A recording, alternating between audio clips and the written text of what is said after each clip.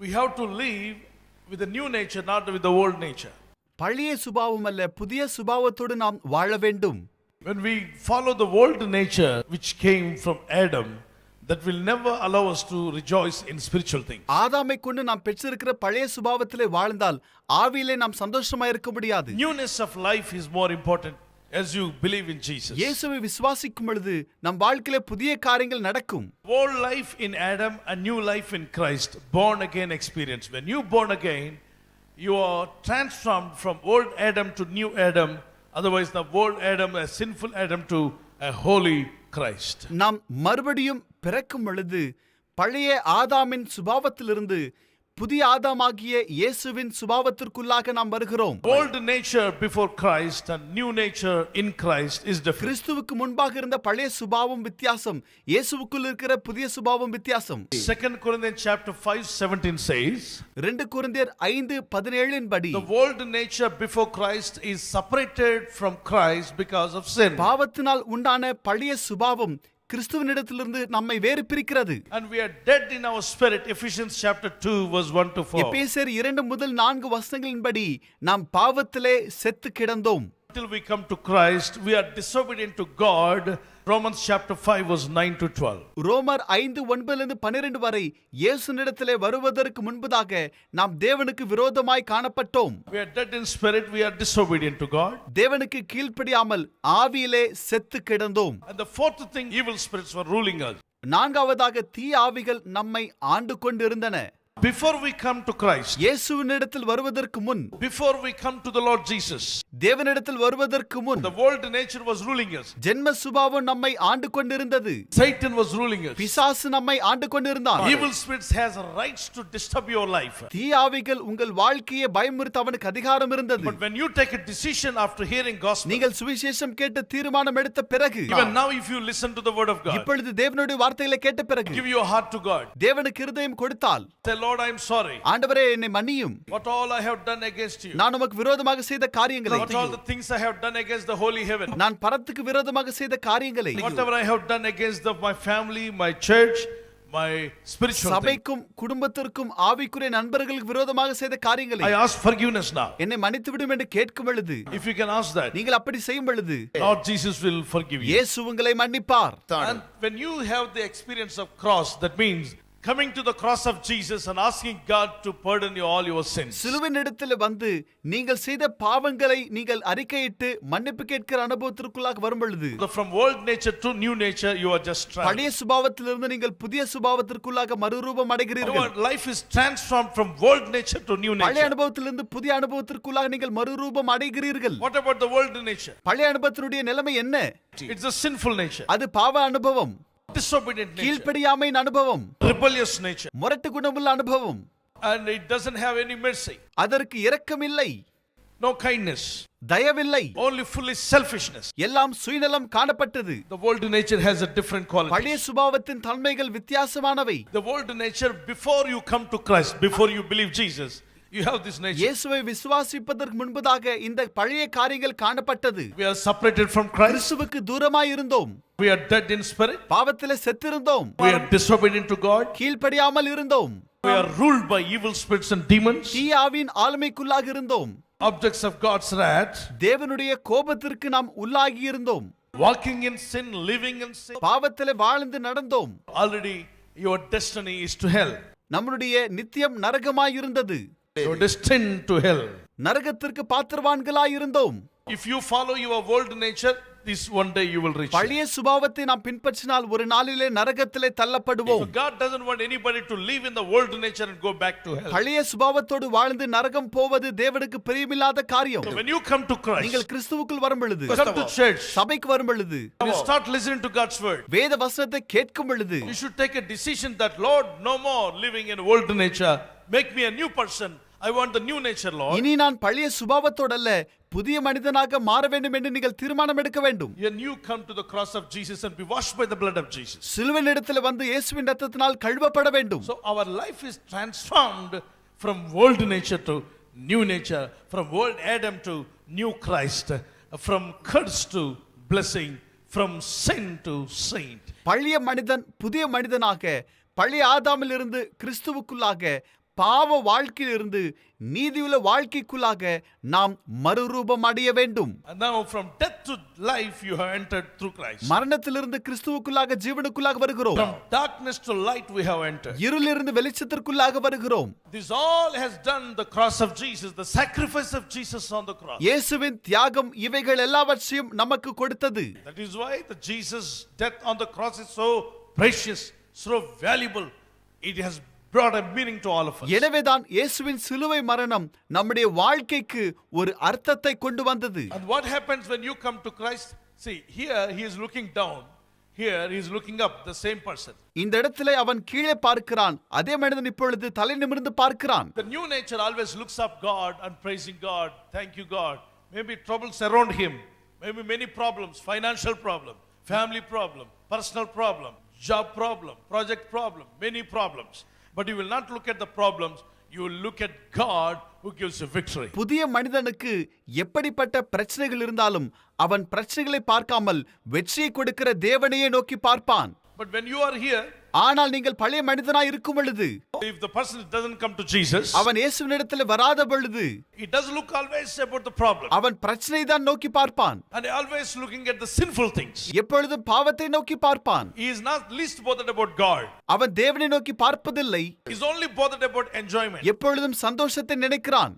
So he wants to enjoy without God. அவன் தேவன் இல்லாமல் சந்தோஷப்பட விரும்புகிறான். He wants to try to enjoy and be happy without God, without holiness. தேவன் இல்லாமல் பரிசுத்தம் இல்லாமல் சந்தோஷப்பட விருப்பமாய் இருக்கிறான். That will never happen. அது நடக்கவே நடக்காது. That will never happen. அது சாத்தியமில்லை. Joy was created by God himself. சந்தோஷம் என்பது தேவனால் உண்டாக்கப்பட்ட ஒரு காரியம். So sin cannot give you joy. பாவம் உங்களுக்கு சந்தோஷம் தராது. The drink cannot give you joy. குடிப்பழக்கம் சந்தோஷம் தராது. Smoking will not give you joy. புகைத்தல் உங்களுக்கு சந்தோஷம் தராது. Fornication, adultery will not give you joy. விபச்சாரம் உங்களுக்கு சந்தோஷத்தை தராது. The joy comes from the Lord. That is the joy of salvation. சந்தோஷம் என்பது தேவனால் இரட்சிப்பு நிமித்தம் உண்டாகிறது. Isaiah chapter 12 verse 1 to 4. ஏசாயா 12 முதல் 4 வசனங்கள். When you have a joy of salvation, you will rejoice in God. இரட்சிப்பின் சந்தோஷத்தை பெறும் பொழுது மகிழ்ச்சியா இருப்பீர்கள். Philippians 4 to 8. பிலிப்பியர் 4 இருந்து 8 வரை. You will start rejoicing God. Psalms 37 verse 4 and 5. கர்த்தருக்குள் களி கூற வேண்டும் என்று சங்கீதம் 37 4-5 பார்க்கிறோம். Matthew chapter 18 verse 3 to 8. மத்தேயு 18 3 8 வரை. And Nehemiah chapter 8 verse 10. நெகேமியா 8 வசனம். The joy of the Lord is my strength. கர்த்தருடைய மகிழ்ச்சி என்னுடைய பலன். Happiness comes out of happenings. சில காரியங்கள் நடக்கும் பொழுது அது நிமித்தமாக நமக்கு மகிழ்ச்சி உண்டாகலாம். But joy doesn't come like that. ஆனால் சந்தோஷம் அப்படி நடப்பதில்லை. Joy comes through the salvation. சந்தோஷம் இரட்சிப்பினால் நமக்கு உண்டாகுகிறது. Joy doesn't come from anything that you wear or drink or go. நீங்கள் குடிப்பதினால் அணிவதினால் உங்களுக்கு சந்தோஷம் உண்டாகாது. Joy comes out of salvation. சந்தோஷம் இரட்சிப்பினால் வருகிறது. Nehemiah said the joy of the Lord, not the joy of the world, but the joy of the Lord is my strength. நெகேமியா சொல்லுகிறார் கர்த்தருக்குள் மகிழ்ச்சியா இருப்பதே நம்முடைய பலனாய் இருக்கிறது. The Bible doesn't say be happy, always happy, but it says rejoice in the Lord. I say again rejoice. Philippians 4 and 5. பிலிப்பியர் 4:5 படி கர்த்தருக்குள் மகிழ்ச்சியாருங்கள். மறுபடியும் சொல்கிறேன் மகிழ்ச்சியாயிருங்கள். Joy of the Lord gives you strength. கர்த்தருக்குள் மகிழ்ச்சியா இருப்பது உங்களுக்கு பலன். Psalms 37 verse 4. சங்கீதம் 37:4. If you rejoice in the Lord, நீங்கள் தேவனுக்குள் களி கூர்ந்தால் heart desires will be fulfilled. நம்முடைய இருதய வாஞ்சைகள் நிறைவேற்றப்படும். Desire of your heart will be fulfilled when you rejoice in God. தேவனுக்குள் களி கூறும் பொழுது இருதய வாஞ்சைகள் நிறைவேறும். Bible doesn't say rejoice in material blessing, rejoice in earthly blessing. Now Bible says if you delight, if you rejoice in the Lord, and your God will fulfill all your heart desires. நீங்கள் கர்த்தருக்குள் களி கூர்ந்தால் உங்களுடைய இருதய வாஞ்சைகளை தேவன் நிறைவேற்றுவார். Today how many will take a decision to delight in the Lord? Delight in the Lord. தேவனுக்குள் களி கூற எத்தனை பேர் இந்த நாளிலே தீர்மானம் எடுக்க விரும்புகிறீர்கள்? So you have to live in the new nature. நீங்கள் புதிய சுபாவத்திலே வாழ வேண்டும். Here this person only will be happy in happenings, not in joy, because he doesn't have salvation.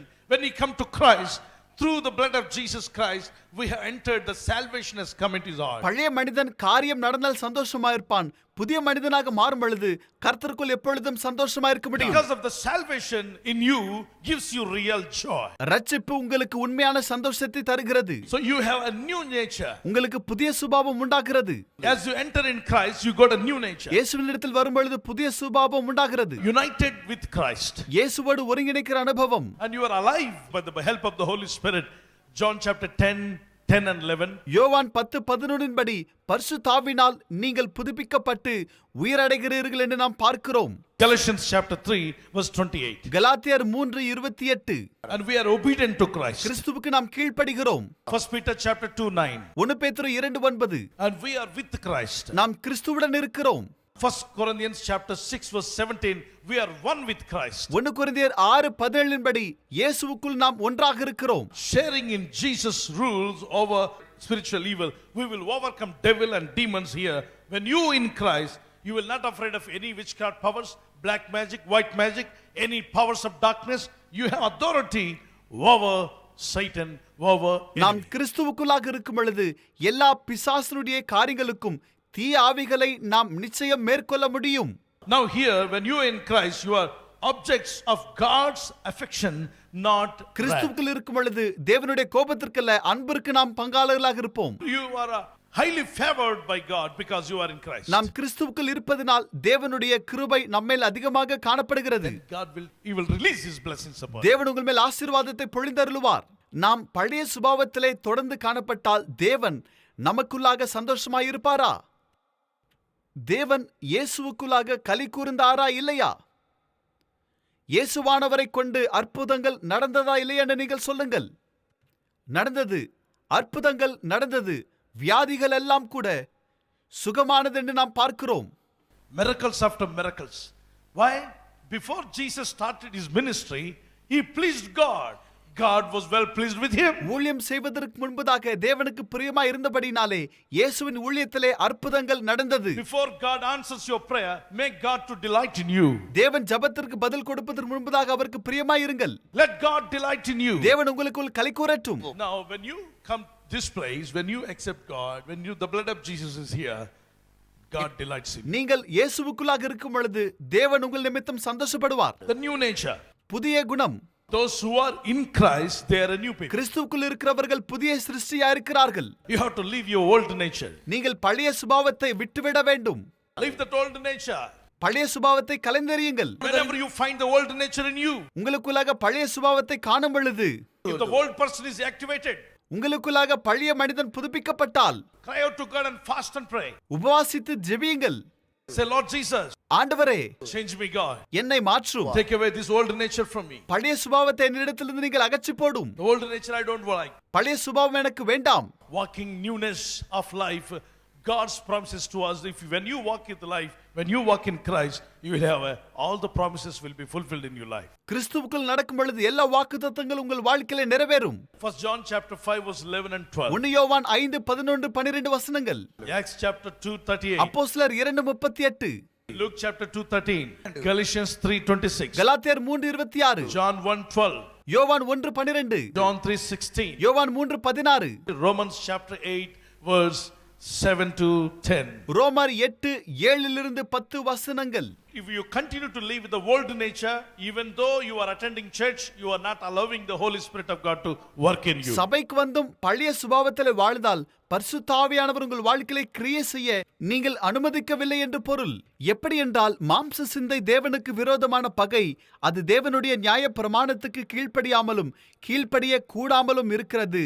மாம்சத்துக்குட்பட்டவர்கள் தேவனுக்கு பிரியமாய் இருக்க மாட்டார்கள் என்று பார்க்கிறோம். If you want to please God, நீங்கள் தேவனுக்கு பிரியமாய் இருக்க விரும்பினால் walk in the spirit, not in the flesh. மாம்சத்தில் அல்ல, ஆவியிலே நீங்கள் நடக்க வேண்டும். தேவஜனமே, நீங்கள் எப்படி வாழ்கிறீர்கள் என்று இந்த நாளிலே சற்று பரிசோதியுங்கள். Now dear brothers and sisters, சகோதர சகோதரிகளே, come to Christ. கிறிஸ்துவினிடத்திலே வாருங்கள். Give your heart to Christ. உங்கள் இருதயத்தை கிறிஸ்துவுக்கு தாருங்கள். See, now listen. கவனியுங்கள். இயேசுவோடு நடந்த பேதுரு இயேசுவை 3 முறை மறுதலித்தான். அப்படியே இயேசுவோடு ஊழியத்திலே இருந்த யூதாஸ் காரியத்து 30 வெள்ளிக்காசுக்காக அவரை காட்டிக் கொடுத்தான்.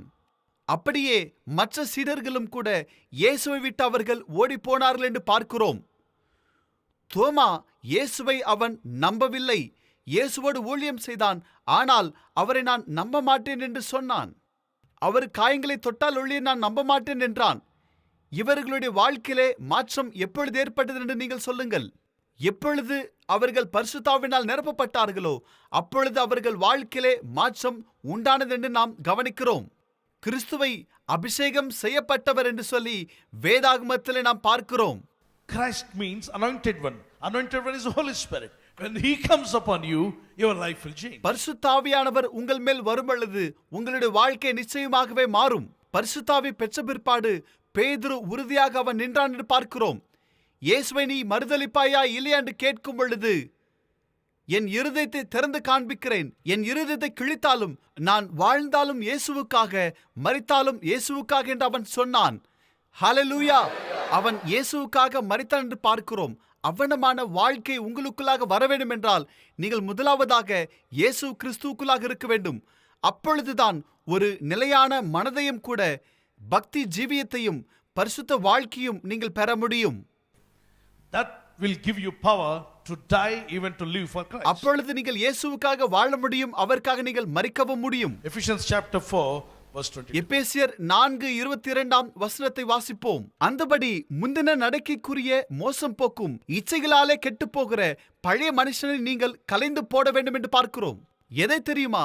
பழைய மனுஷனை கலைந்து போட வேண்டும். காரணம், அது கெட்டு போனதா இருக்கிறது. எனவே பழைய மனுஷனை நாம் விட்டுவிட வேண்டுமாம். பழைய மனுஷன் ஜென்ம சுபாவ மனுஷன், அவனை விட்டு முந்தின நடக்கைக்குரிய மோசம் போக்கும் இச்சைகளாலே கெட்டு போகிற பழைய மனுஷனை நீங்கள் கலைந்து போட்டு உங்கள் உள்ளத்திலே புதிதான ஆவி உள்ளவர்களாகி மெய்யான நீதியிலும் பரிசுத்தத்திலும் தேவனுடைய சாயலாக சிருஷ்டிக்கப்பட்ட புதிய மனுஷனை தரித்துக் கொள்ளுங்கள் என்று பார்க்கிறோம். புதிய வாழ்க்கையிலே நேர்மை காணப்படும். இந்த புதிய குணம் இல்லாமல் ஒருவரும் கூட பரலோக ராஜ்யத்திற்கு போகவே முடியாது. அறிமுகமில்லாத ஒருவருடைய வீட்டிற்கு உங்களால் தைரியமாக போக முடியாது. அப்படியே தேவனோடு உங்களுக்கு நல்ல ஐக்கியம் கொண்டிருக்கும் பொழுது மரித்தால் நிச்சயமாகவே நாம் தைரியமாக பரலோகம் போக முடியும். தைரியமாக நாம் பரலோகம் போக முடியும். ஆனால் உங்களுக்கு உண்மையான ஐக்கியம் தேவனோடு காணப்படாவிட்டால், நீங்கள் போலித்தனமாக வேஷம் தரிக்கிறவர்களாக நீங்கள் காணப்படுவீர்கள் என்றால், நீங்கள் மரித்தாலும் பரலோகம் போவதற்கு பயம் காணப்படும். உங்களுக்கு நடுக்கம் காணப்படும். என்னுடைய பாவங்கள் எல்லாம் தேவன் அறிவாரே, நான் எப்படி அவரை தரிசிக்க முடியும் என்கிற பயம் உங்களுக்குள்ளாக காணப்படும். பரிசுத்தம் இல்லாமல் ஒருவரும் பிதாவை தரிசிக்க முடியாது என்று நாம் பார்க்கிறோம். எனவே இந்த நாளிலே நாம் பாவங்களை அறிக்கை செய்வோம், கிறிஸ்துவை தரித்துக் கொள்வோம். கிறிஸ்துவை தரிக்கும் பொழுது நாம் பாவம் செய்தாலும் மன்னிப்பு கேட்டால் தேவன் நம்மை மன்னிக்கிறவராயிருக்கிறார். பிறப்பிலே நீதிமான்கள் ஒருவரும் இல்லை, அனைவரும் பாவிகள்தான். ஆனால் இயேசுவின் ரத்தம் நீதியுள்ளது. யாரெல்லாம் இயேசுவின் ரத்தத்தால் கழுவப்படுகிறார்களோ தேவன் அவர்களை நீதிமான்கள் ஆக்குகிறார். விசுவாசிக்கிறவர்கள் அனைவரும் தேவனை துதியுங்கள். Now when you come to this nature, you will live a different, you will speak different, you will look different, you will behave different. That's why God likes the people, those who have new nature. God prepared heaven for these people, not this kind of people, but this புதிய சுபாவம் உங்களுக்குள்ளாக வரும் பொழுது உங்களுடைய வாழ்க்கை மாறும். பழைய சுபாவம் உள்ளவர்களுக்கல்ல, புதிய சுபாவம் உள்ளவர்களுக்கு தேவன் பரலோகம் ஆயத்தம் செய்திருக்கிறார். We pray now. How many would like to receive the new nature? Lift up your hand. புதிய சுபாவம் பெற விரும்புகிறவர்கள் கரங்களை உயர்த்துங்கள். Let's pray. நாம் ஜெபிப்போம். Father, take away the old nature from me. பிதாவே, பழைய சுபாவத்தை எடுத்து போடும். Take away the old nature. பழைய சுபாவத்தை எடுத்து போடும். Always lustful thinking. இச்சையான சிந்தை எடுத்து போடும். Always material thing. எல்லா உலகத்தரமான காரியங்களை, looking at the filthy world. அசுத்தமான உலகத்தரமான காரியங்களை சிந்திக்கிற அனுபவத்தை, change my mind, Lord. என் மனதை மாற்றும். Change my heart, Father. என் இருதயத்தை மாற்றும். Remove everything that is against you, Father. உமக்கு பிரியமில்லாத காரியங்களை எடுத்து போடும். I don't want to live in a old nature, Lord. பழைய சுபாவத்திலே நான் வாழக்கூடாது. Remove it, Lord. அதை எடுத்து போடுவீராக. Take away from me. என்னிடத்திலிருந்து எடுத்து போடும். Give me a new nature. புதிய சுபாவத்தை தாரும். Not only in Jesus, but I want to be in Christ, Lord Jesus Christ. இயேசுவுக்குள்ளாக நான் நிலைத்திருக்கிற அனுபவத்தில் என்னை வழிநடத்துவீராக. I want to be in a complete Lord Jesus Christ. இயேசுவுக்குள்ளாக நான் முழுமையாக காணப்பட வேண்டும். Teach me, Jesus. எனக்கு கற்றுத் தாரும். Those who are in Christ, they are a new creation. கிறிஸ்துவுக்குள் இருக்கிறவர்கள் புதிய சிருஷ்டி. Let me always be in Christ. நான் கிறிஸ்துவுக்குள் இருக்க வேண்டும். Those who live in the flesh cannot please God. மாம்சத்தில் இருக்கிறவர்கள் ஒரு காலம் தேவனை சந்தோஷப்படுத்த முடியாது. But those who are in the spirit, they'll please God. யார் ஆவியில் இருக்கிறார்கள் அவர்கள் தேவனை சந்தோஷப்படுத்த முடியும். Let me be like a spiritual person. நான் ஆவிக்குரியவனாக காணப்பட வேண்டும். Let me follow spirit. நான் ஆவியை பின்பற்ற வேண்டும். The spirit of God come upon me. தேவ ஆவியின் மேல் வரட்டும். Anoint me. என்னை அபிஷேகியும். Change me, God. என்னை மாற்றும். Fill me with the Holy Spirit now. பரிசுத்த ஆவியினால் என்னை நிரப்பும். He changes your life. தேவன் உங்கள் வாழ்க்கையை மாற்றுவார். Cry out to God. தேவனிடத்தில் கேளுங்கள். Cry out to God. முறையிடுங்கள். Father, touch me. பிதாவே, என்னை தொடுவீராக. Father, touch me. என்னை தொடும். Anoint me, Jesus. என்னை அபிஷேகியும். Fill me with the power. என்னை வல்லமையினால் நிரப்பும். Let your anointing flow through me. அபிஷேகம் புரண்டோடட்டும். Let your blessing flow through me. ஆசீர்வாதம் புரண்டோடட்டும். Yes, my Lord, thank you, Jesus, for the anointing. இயேசு அபிஷேகத்திற்காக நன்றி. To give them new nature. புதிய சுபாவத்தை அவர்களுக்கு நீர் தருவீராக. In Jesus' mighty name I pray. இயேசுவின் நாமத்தினால் ஜெபிக்கிறோம் எங்கள் நல்ல பிதாவே, ஆமென்.